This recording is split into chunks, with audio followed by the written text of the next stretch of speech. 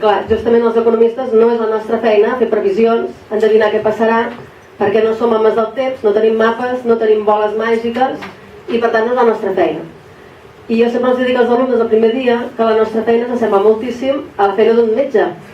Nosaltres la nostra feina és fer diagnòstics i trobar solucions, que és exactament el que fa un metge. Quan nosaltres anem al metge no li demanem que ens digui quan ens posarem malalts, no?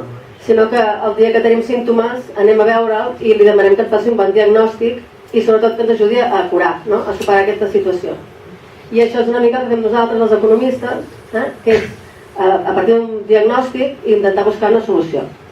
I tot això que us estic explicant, ja vau dir, bueno, ara aquesta, què? No?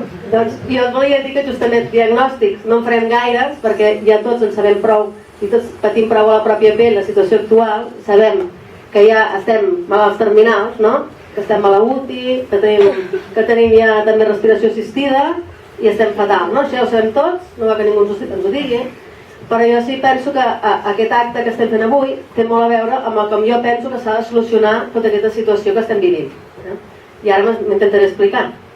A veure, jo crec que totes les actuacions que podem fer la gent del carrer, tots nosaltres, per intentar sortir de tot això que està passant, d'aquesta situació que estem vivint, jo crec que es basa en tres grans idees, en tres grans pilars. No?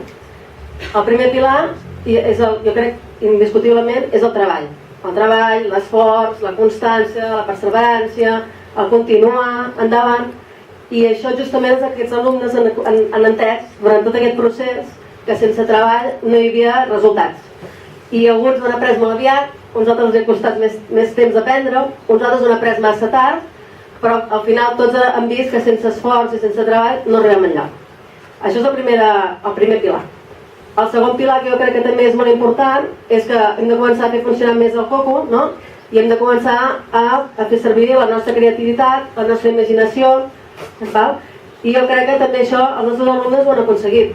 Pensant el tema, pensant com l'havien de tractar, pensant com havien de redactar, buscant solucions a problemes que anaven sortint, ells han sigut molt creatius i han fet servir molt la imaginació, cosa que a les aules, per mala sort, de la manera que ho tenim organitzat, ens costa molt que puguin desenvolupar, no? Aquestes actituds.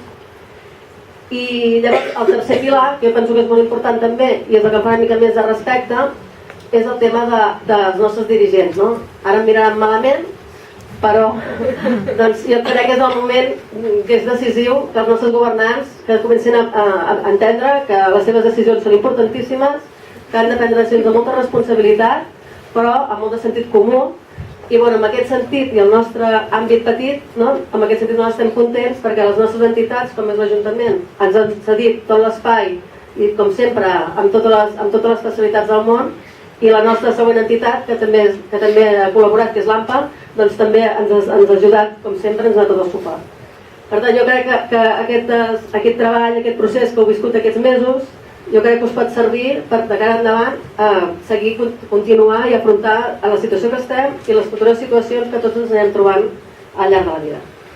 I res més, només donar-vos les gràcies i espero que us agradi tot el muntatge que hem fet aquests dies.